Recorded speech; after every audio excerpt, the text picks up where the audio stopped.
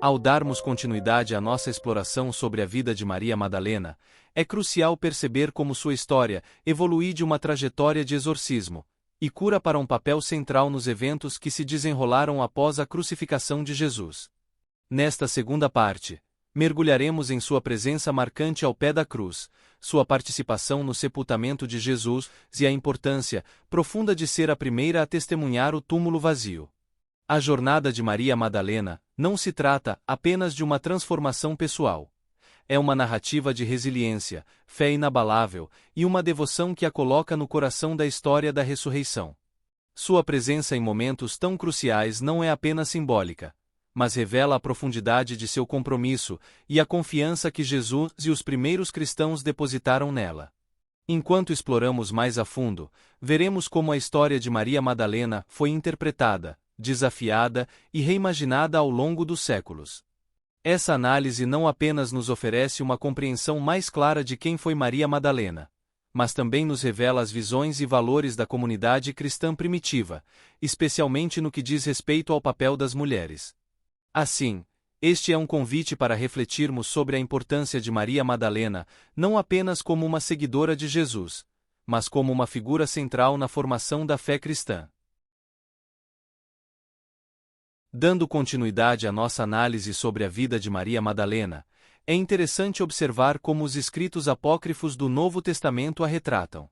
Esses textos, que circulavam entre os primeiros cristãos, mencionam Maria Madalena de maneiras que contrastam com os evangelhos canônicos. Embora esses escritos nunca tenham sido admitidos no cânone do Novo Testamento e geralmente não sejam considerados parte da Bíblia pelas igrejas católica romana, ortodoxa oriental e protestante, eles oferecem uma perspectiva fascinante sobre como Maria Madalena era vista por algumas comunidades cristãs antigas. Nos apócrifos, Maria Madalena é frequentemente apresentada como uma visionária, uma líder do movimento cristão primitivo e, em alguns casos, como alguém a quem Jesus amava mais do que aos outros discípulos. Essa imagem é notavelmente diferente da forma como ela é retratada nos evangelhos canônicos, onde seu papel, embora significativo, não sugere esse tipo de favoritismo. Esses textos apócrifos foram escritos muito tempo após a morte da Maria Madalena histórica, e por isso, os estudiosos da Bíblia não os consideram fontes confiáveis para entender a vida real dela. Ainda assim, esses escritos contribuíram para a construção de uma figura lendária, envolta em mitos e mistérios, que continua a fascinar muitas pessoas até hoje. É importante refletir sobre como esses textos apócrifos, apesar de sua falta de autenticidade histórica, têm sido frequentemente promovidos em obras modernas, muitas vezes apoiando teorias sensacionalistas sobre o relacionamento entre Jesus e Maria Madalena. Isso nos leva a questionar o impacto dessas narrativas na formação da imagem pública de Maria Madalena ao longo dos séculos. Textos gnósticos, em particular, reforçam uma tradição que vê Maria Madalena como uma discípula importante, algumas vezes até mesmo como a favorita de Jesus.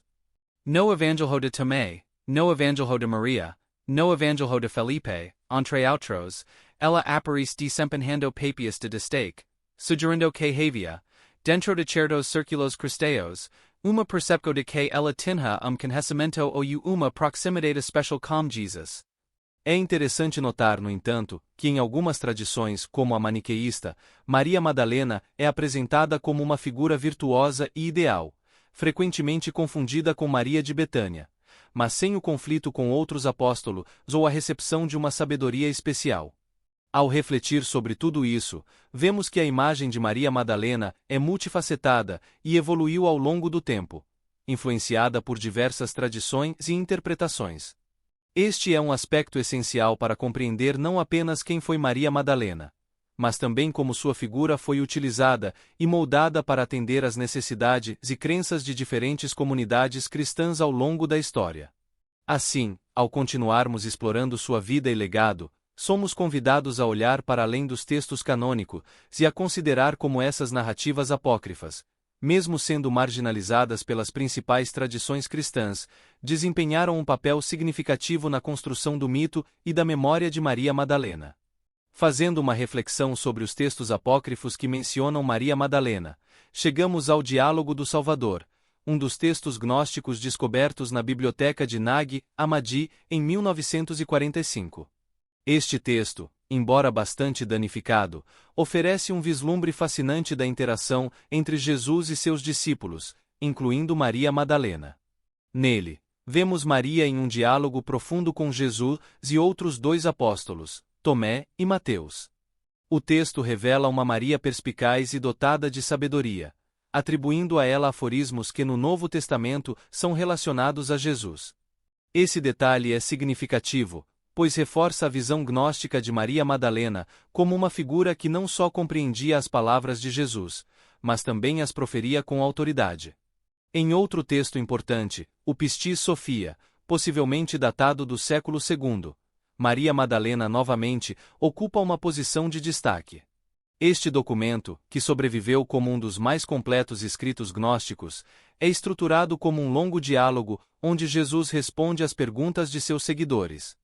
Curiosamente, das 64 perguntas apresentadas, 39 são feitas por Maria Madalena. Isso não apenas sublinha sua importância dentro desse círculo, mas também destaca seu papel como uma discípula excepcional, que é elogiada por Jesus por sua elevação espiritual. Através dessas interações, vemos uma Maria Madalena que transcende o papel de uma simples seguidora. Jesus a exalta, acima de todas as mulheres da terra, chamando-a de a plenitude da plenitude e a conclusão da conclusão. Esse louvor não só a coloca em um patamar elevado em termos de compreensão espiritual, mas também a posiciona como uma líder dentro da comunidade de discípulos. No entanto, essa posição privilegiada não é isenta de conflito. Simão Pedro, um dos apóstolos mais próximos de Jesus, expressa sua frustração com a presença dominante de Maria Madalena na conversa. Ele se queixa de que Maria não deixa espaço para os outros falarem, o que revela uma tensão subjacente entre os discípulos e uma resistência à ideia de uma mulher ocupar uma posição de autoridade. Maria, por sua vez, reconhece essa hostilidade, admitindo que teme Pedro porque ele a ameaça e odeia seu gênero. A resposta de Jesus é uma reafirmação do papel de Maria. Ele garante que aqueles cheios do Espírito da Luz, como Maria, serão capazes de interpretar suas palavras, e que ninguém poderá se opor a eles. Esses textos oferecem uma visão rica e complexa de Maria Madalena, contrastando com as representações mais tradicionais encontradas nos evangelhos canônicos. Ela emerge como uma figura de sabedoria, liderança e, ao mesmo tempo, como alguém que enfrentava desafios significativos por causa de seu gênero. Essa dualidade de ser uma discípula favorita de Jesus e, ao mesmo tempo, enfrentar a resistência dos outros discípulos, nos convida a refletir sobre o papel das mulheres no cristianismo primitivo e sobre como essas narrativas moldaram a compreensão que temos de Maria Madalena hoje. Essas histórias apócrifas, mesmo sendo consideradas não canônicas e questionáveis em termos de sua autenticidade histórica, continuam a nos provocar e a expandir nossa compreensão do que significa ser um seguidor de Cristo, especialmente no caso de Maria Madalena, cuja figura transcende as páginas dos textos sagrados para se tornar um símbolo de devoção, sabedoria e, talvez, de resistência em uma época dominada por normas patriarcais. Ao explorarmos essas narrativas, somos desafiados a reavaliar não apenas a história de Maria Madalena, mas também o papel que essas histórias desempenham na construção do legado espiritual e cultural das figuras bíblicas. No Evangelho de Tomé, que é documento fascinante que consistem 114 ditos atribuídos a Jesus. Descoberto na biblioteca de Nag Hammadi em 1945, esse evangelho é datado do final do primeiro ou início do segundo século, e é notável por seu conteúdo, que em muitos aspectos difere radicalmente dos evangelhos canônicos. Alguns desses ditos são similares aos encontrados no Novo Testamento, enquanto outros são completamente únicos, trazendo uma nova luz sobre as palavras de Jesus. Neste texto, duas passagens em particular fazem referência a uma mulher chamada Maria, que a maioria dos estudiosos acredita ser Maria Madalena. Na fala 21, Maria questiona Jesus sobre a natureza de seus discípulos, e a resposta de Jesus é uma parábola enigmática que fala sobre crianças em um campo que não lhes pertence. Este dito, como muitos outros no Evangelho de Tomé, é caracterizado por sua profundidade simbólica, desafiando o leitor a buscar um entendimento mais profundo das palavras de Jesus. Entretanto, é na fala 114 que encontramos um trecho que gerou grande controvérsia ao longo dos séculos. Simão Pedro, um dos principais apóstolos, sugere que Maria seja excluída do grupo, argumentando que as mulheres não são dignas da vida. A resposta de Jesus é surpreendente e desconcertante. Ele declara que guiará Maria para que ela se torne macho, e assim, se torne um espírito vivente, igual aos homens, para que possa entrar no reino dos céus. Esta passagem, com sua linguagem metafórica e simbolismo gnóstico, levanta questões profundas sobre o papel das mulheres na tradição cristã primitiva e sobre a visão de gênero nos textos sagrados. Outro texto apócrifo que merece destaque é o Evangelho de Filipe, datado do século II ou III, e também descoberto em Nag Hammadi. Este evangelho apresenta Maria Madalena de uma maneira ainda mais íntima, referindo-se a ela como koinonos de Jesus, uma palavra grega que pode ser traduzida de várias maneiras, como parceira, associada ou companheira. A relação entre Jesus e Maria Madalena é descrita de forma próxima, sugerindo uma ligação especial entre eles. O texto menciona que 3 mulheres sempre caminhavam com o Senhor: Maria, sua mãe, sua irmã, e Maria Madalena, que era chamada de sua companheira. Este detalhe eleva a importância de Maria Madalena no círculo íntimo de Jesus, destacando sua presença constante e significativa. O Evangelho de Filipe vai além ao insinuar que Jesus amava Maria Madalena mais do que todos os outros discípulos, e que ele costumava beijá-la frequentemente. Embora o texto esteja fragmentado e algumas partes tenham sido especuladas por estudiosos, essa imagem de Maria como a preferida de Jesus gerou inúmeras interpretações ao longo dos anos. Os outros discípulos, segundo o texto, ficaram ofendidos por essa proximidade, questionando Jesus sobre por que ele a amava mais do que a eles. A resposta de Jesus, que fala sobre cegueira e iluminação, sugere que Maria possuía uma compreensão espiritual que os outros discípulos não tinham, destacando-a como uma figura de sabedoria e percepção dentro do movimento cristão. Esses textos apócrifos, embora não sejam reconhecidos como canônicos pelas principais tradições cristãs, nos oferecem uma visão fascinante e muitas vezes controversa de Maria Madalena. Eles a retratam não apenas como uma seguidora devota, mas como uma figura central e profundamente amada por Jesus, com uma compreensão espiritual que transcendia a dos outros discípulos. Essas narrativas desafiam as representações mais tradicionais de Maria Madalena e nos convidam a reconsiderar seu papel no cristianismo primitivo, sugerindo que sua importância pode ter sido muito maior do que aquilo que os evangelhos canônicos nos revelam. Ao refletirmos sobre essas histórias, somos levados a questionar as convenções estabelecidas e a explorar as camadas mais profundas de significado que cercam a figura enigmática e poderosa de Maria Madalena. Para os primeiros cristãos, o ato de beijar não carregava a conotação romântica que estamos acostumados a associar a esse gesto nos dias de hoje. Pelo contrário, o beijo era uma forma comum de saudação entre os irmãos na fé, expressando um profundo respeito e a união espiritual que os ligava. Essa tradição, conhecida como o beijo da paz, ainda é praticada em muitas congregações cristãs ao redor do mundo.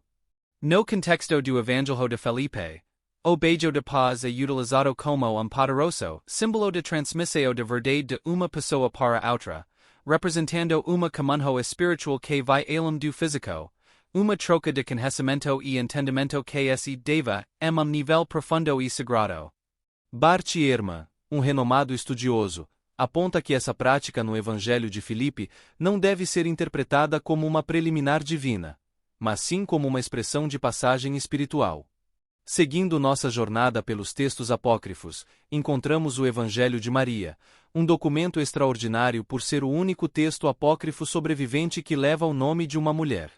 Este Evangelho oferece uma visão única sobre o papel das mulheres na Igreja primitiva, e embora tenha sido escrito mais de um século após a morte de Maria Madalena, ele fornece informações valiosas sobre como ela era vista pelos primeiros cristãos. O texto não foi escrito por Maria Madalena, e a autoria permanece anônima, mas seu nome está associado ao título, porque o conteúdo principal gira em torno de sua figura. O Evangelho sobreviveu através de uma tradução copta preservada em um manuscrito do século V, descoberto no Cairo em 1896. Infelizmente, uma grande parte do texto original se perdeu, com 6 páginas da primeira parte e 4 do meio ausentes. Além desta versão copta, 2 breves fragmentos em grego, datados do século III, também foram descobertos, contribuindo para o entendimento do que pode ter sido o conteúdo original. Na primeira parte do Evangelho de Maria, Jesus aparece aos seus seguidores após a ressurreição e lhes oferece palavras de despedida. Maria Madalena surge de forma proeminente na segunda parte, onde encoraja os discípulos, que estavam cheios de medo e dúvidas. Suas palavras são de conforto e força, afirmando que a graça de Jesus estaria com eles, protegendo-os e guiando-os para se tornarem verdadeiramente humanos. Essa mensagem é notavelmente diferente da visão apresentada no Evangelho de Tomé, onde a salvação das mulheres estava condicionada a se tornarem homens. No Evangelho de Maria, a salvação é oferecida a todos, independentemente do gênero, o que sublinha uma visão mais inclusiva e igualitária. Em uma das passagens mais reveladoras, Pedro, que reconhece o amor especial de Jesus por Maria Madalena, pede a ela que compartilhe as palavras do Salvador que ele e os outros discípulos não ouviram. Maria, com uma confiança calma, começa a relatar uma visão que teve do Senhor, uma experiência mística que lhe foi revelada.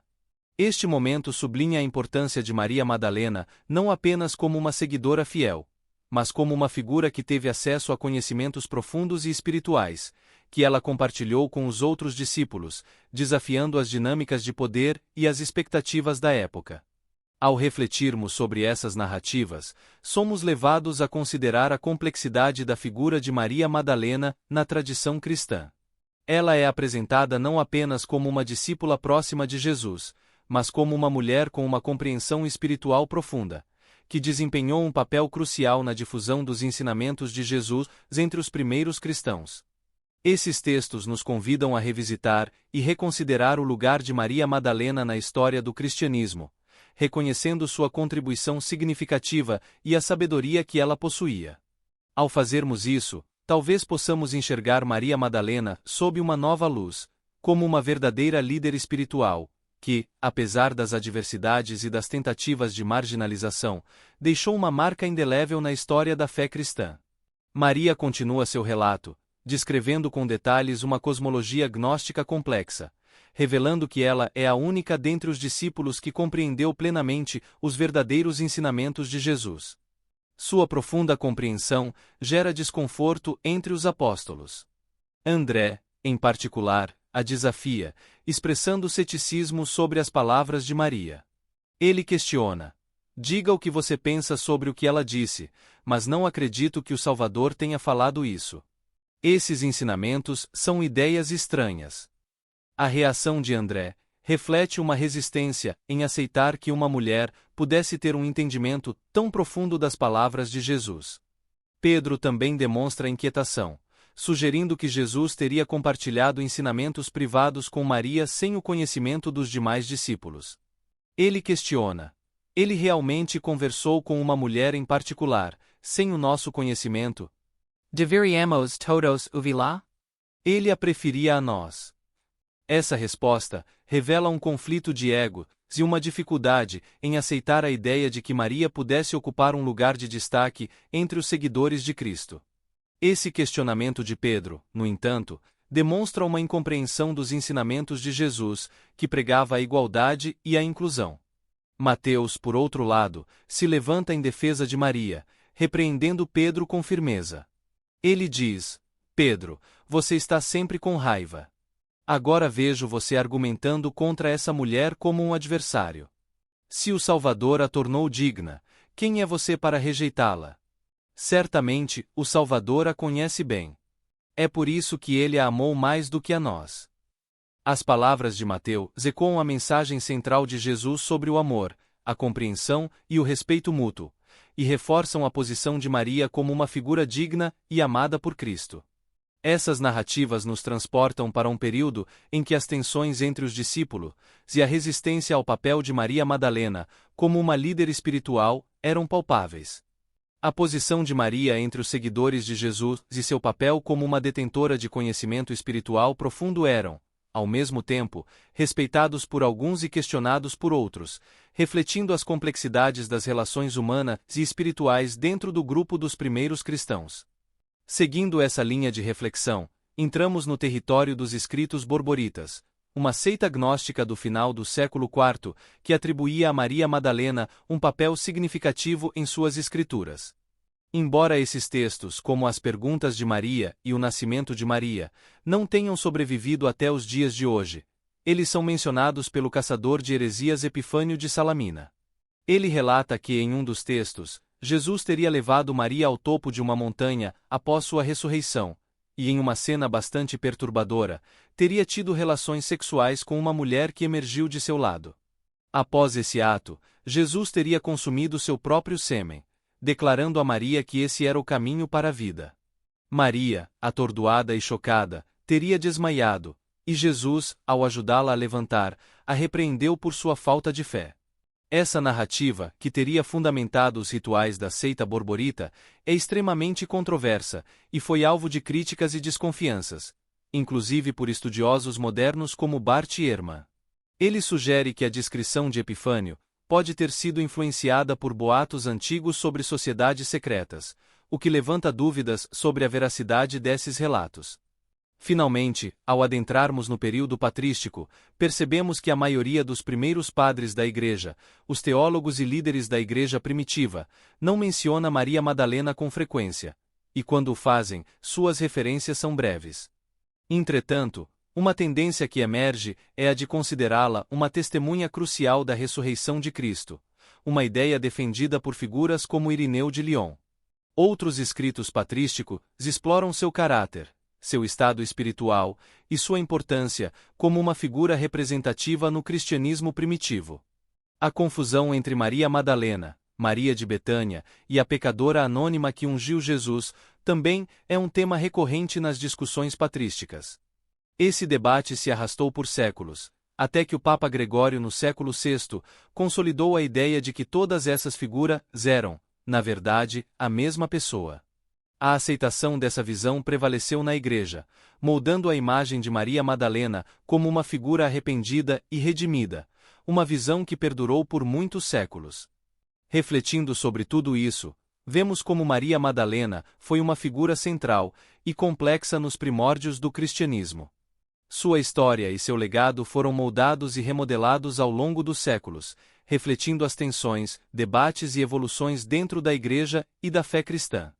Hoje, sua figura continua a inspirar, desafiando-nos a reexaminar nossas próprias percepções e a redescobrir o verdadeiro significado de sua vida e de seu papel na história do cristianismo. No final do século II, o filósofo pagão Celso, em sua obra anticristã A Verdadeira Palavra, teceu duras críticas a Maria Madalena.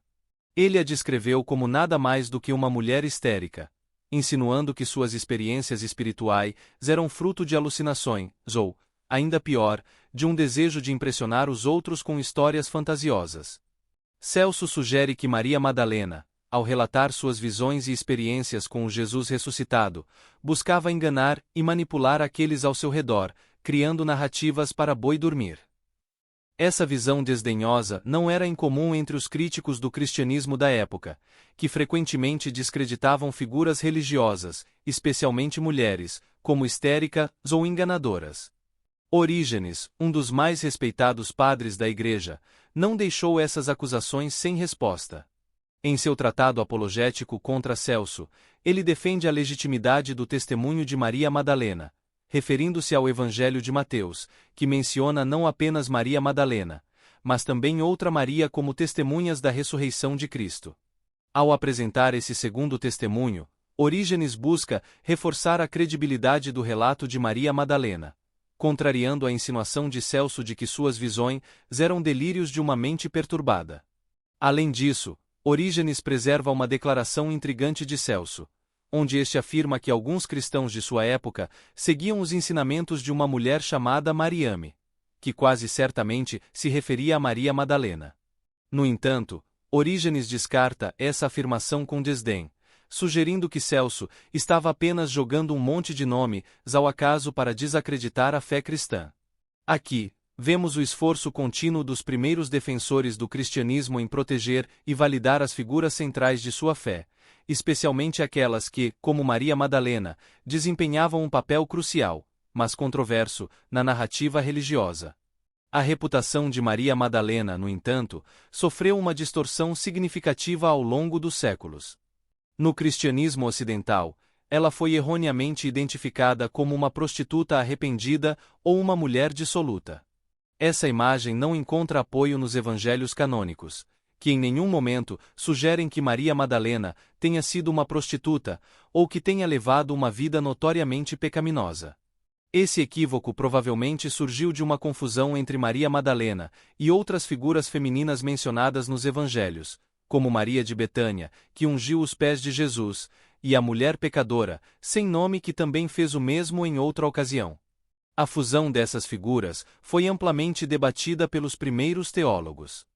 No século III, Tertulliano, outro padre da Igreja, faz referência ao toque da mulher que era pecadora, para provar a corporalidade de Jesus, mas ele não identifica essa mulher como Maria Madalena. Este é um dos primeiros indícios de que, mesmo naquela época, já havia uma certa confusão sobre a identidade de Maria Madalena e sua associação com outras mulheres mencionadas nos evangelhos. O sermão atribuído a Hipólito de Roma, um dos primeiros escritores cristãos, também sugere uma confluência entre Maria de Betânia e Maria Madalena. No sermão, as mulheres são descritas como apóstolas dos apóstolos, uma designação que pode ter surgido pela primeira vez aqui, e que se tornaria um dos títulos mais importantes associados a Maria Madalena. Hipólito, ao associar essas figuras femininas com a Sulamita dos Cânticos, reforça a ideia de que Maria Madalena era vista não apenas como uma seguidora de Cristo, mas como uma figura essencial na propagação da fé cristã. A partir do século VIII, essa associação se refletiu na celebração de Maria Madalena, cuja festa era realizada em 22 de julho, uma semana antes da festa de Marta, sua suposta irmã. Durante essa celebração, os devotos lembravam do amor de Maria Madalena por Cristo e liam versos do Cântico dos Cânticos, ligando-a ainda mais à figura de Maria de Betânia. A primeira identificação clara de Maria Madalena como uma pecadora redimida vem de Efrém, o sírio, no século IV. Parte dessa identificação pode ter surgido devido à reputação de sua cidade natal, Magdala, que era famosa pelos vícios e licenciosidade de seus habitantes. Essa associação negativa contribuiu para a imagem de Maria Madalena como uma mulher que, antes de encontrar Cristo, havia levado uma vida pecaminosa. No entanto, outros padres da Igreja, como Gregório de Nissa, a celebraram como a primeira testemunha da ressurreição de Cristo, destacando sua fé e seu amor inabalável. Já Ambrósio de Milão rejeitou a fusão de Maria Madalena com Maria de Betânia e a pecadora ungidora, chegando a sugerir que havia duas Marias Madalenas distintas. Uma que encontrou o túmulo vazio e outra que viu o Cristo ressuscitado. Agostinho de Hipona, uma das figuras mais influentes do cristianismo primitivo, ponderou sobre a possibilidade de Maria de Betânia e a pecadora de Lucas serem a mesma pessoa, mas não associou Maria Madalena a nenhuma delas. Em vez disso, ele elogiou Maria Madalena por seu ardente amor por Cristo, destacando-a como uma mulher extraordinária em sua devoção. Essa reflexão nos mostra como Maria Madalena, ao longo dos séculos, foi alvo de inúmeras interpretações e reinterpretações. De uma discípula fiel e testemunha da ressurreição, a uma pecadora arrependida e até mesmo a uma figura mística associada a rituais gnósticos. Sua história é um testemunho da complexidade e das tensões dentro da tradição cristã. Hoje, enquanto continuamos a explorar seu legado, somos desafiados a olhar além dos mitos e a redescobrir a verdadeira essência de Maria Madalena, uma mulher cuja fé e devoção deixaram uma marca indelével na história do cristianismo. A tradição patrística, latina, distinguia-se claramente da oriental em relação à interpretação das figuras femininas do Novo Testamento. Na tradição oriental, A Virgem Maria ocupava um lugar de destaque e recebia os atributos de todas as outras Marias, incluindo Maria Madalena. Já entre os patriarcas latinos, desenvolveu-se uma ênfase particular no papel compensatório de Maria Madalena, que era vista como um contrapeso simbólico a Eva. Foi Hilário de Poitiers, no século IV, quem provavelmente introduziu esse tema, posteriormente seguido por Agostinho de Hipona. A ideia central era que, assim como a queda da humanidade se originou por meio de uma mulher, a redenção também foi simbolicamente iniciada através do testemunho feminino na ressurreição de Cristo. Nessa linha de pensamento, Maria Madalena, ao ser a primeira a testemunhar a ressurreição, assume um papel quase corredentor na literatura teológica de alguns autores.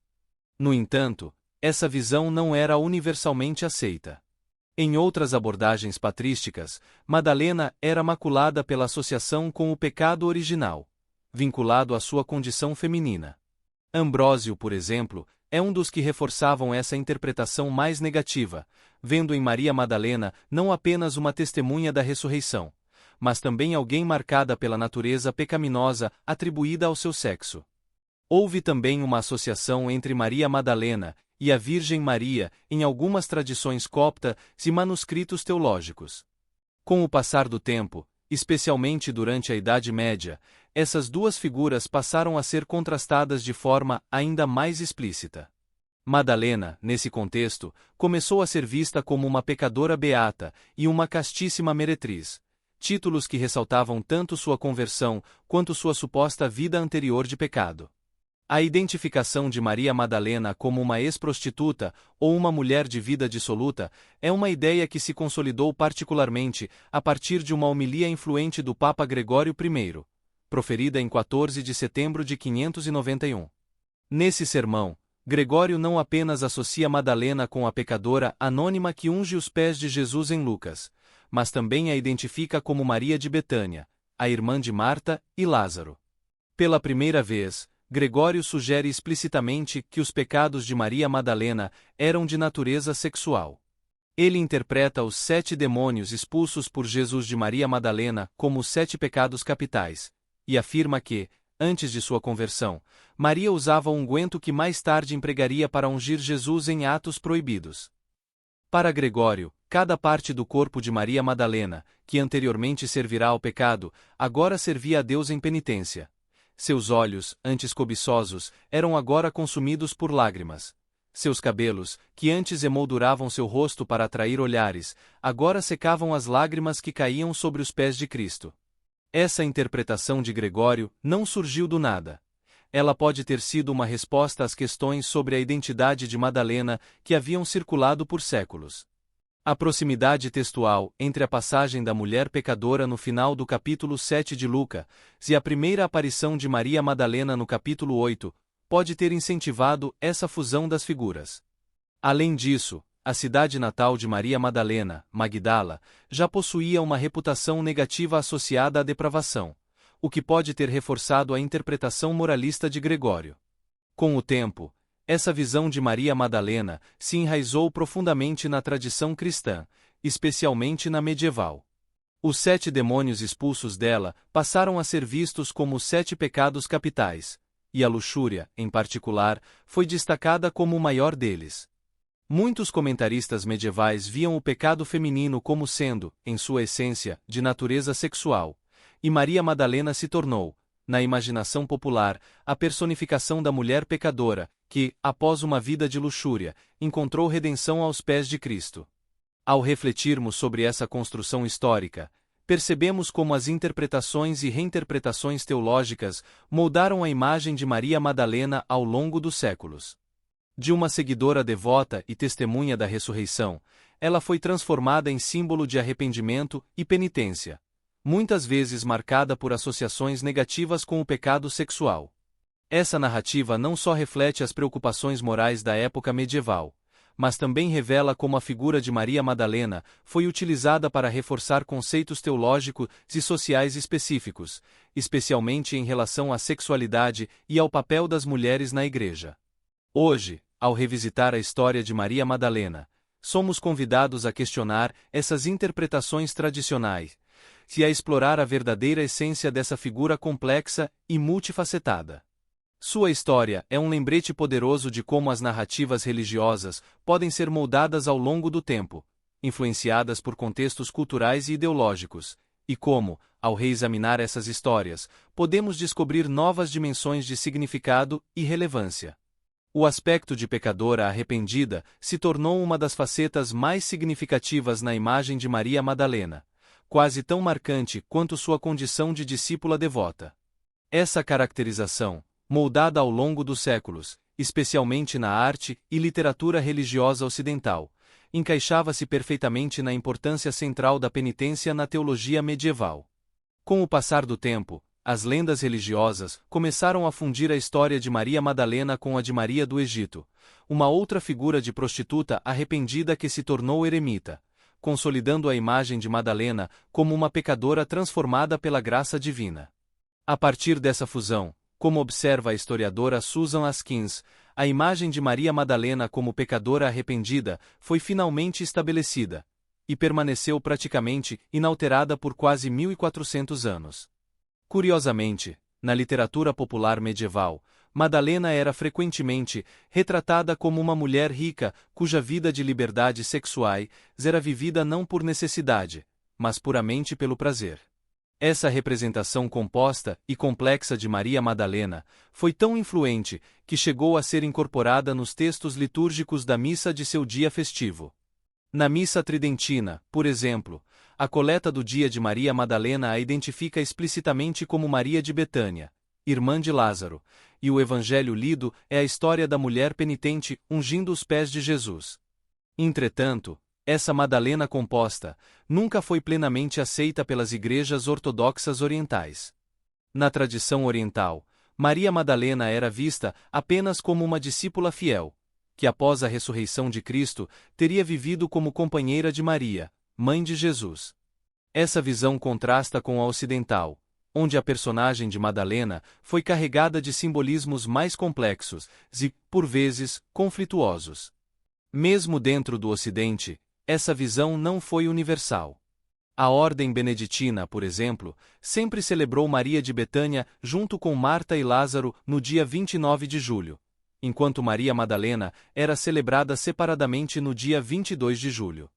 Notáveis figuras da Igreja, como João Crisóstomo no Oriente e Ambrósio no Ocidente, sugeriram que Maria Madalena, longe de ser uma meretriz, poderia ter sido até mesmo virgem, desafiando a imagem predominante que havia sido construída em torno dela. A tradição ocidental também preserva relatos sobre a vida posterior de Maria Madalena, sugerindo que ela teria se retirado para Éfeso, na Ásia Menor, onde viveu com Maria, a mãe de Jesus. Gregório de Tours, bispo e historiador, afirmava que Maria Madalena foi sepultada em Éfeso e que seu túmulo era um local de veneração. De acordo com essas tradições, suas relíquias teriam sido transferidas mais tarde para Constantinopla, e a partir de então, teriam se dispersado por diversos locais, tanto no Oriente quanto no Ocidente. A devoção a Maria Madalena no Ocidente começou a ganhar força a partir do século VIII. O Martirológio de Beda, por volta de 720, é a primeira evidência dessa veneração, apontando a data de sua festa como sendo 22 de julho. Essa data, possivelmente inspirada por calendários de festas de santos ou livros litúrgicos gregos, coincide com a celebração de Maria Madalena em Éfeso, onde se afirmava que ela estava enterrada. Com o passar dos séculos, especialmente a partir do século XII, houve uma crescente fermentação de devoção a Maria Madalena. Surgiram inúmeras biografias fictícias, que embelezavam os detalhes vagos dados nos evangelhos, transformando Maria Madalena em uma figura quase mítica. Escritores da Europa Ocidental, buscando atender ao gosto popular por histórias de santos nobres, exageraram grandemente a riqueza e o status social de Maria Madalena. Essas narrativas retratavam-na como uma nobre de ascendência real, possuidora de vastas propriedades em Betânia, Jerusalém e Magdala. Essa transformação de Maria Madalena ao longo dos séculos nos convida a refletir sobre como as figuras religiosas podem ser reinterpretadas e remodeladas para atender às necessidades espirituais e culturais de diferentes épocas. A partir de uma seguidora fiel de Jesus, cuja devoção foi testemunhada na ressurreição, Maria Madalena se tornou um símbolo de arrependimento e redenção, incorporando tanto as virtudes quanto as complexidades da condição humana. Ela é uma lembrança poderosa de como as histórias e lendas podem ser moldadas pela tradição, refletindo os valores e as preocupações de cada época, ao mesmo tempo em que nos desafia a buscar a verdadeira essência por trás dessas narrativas.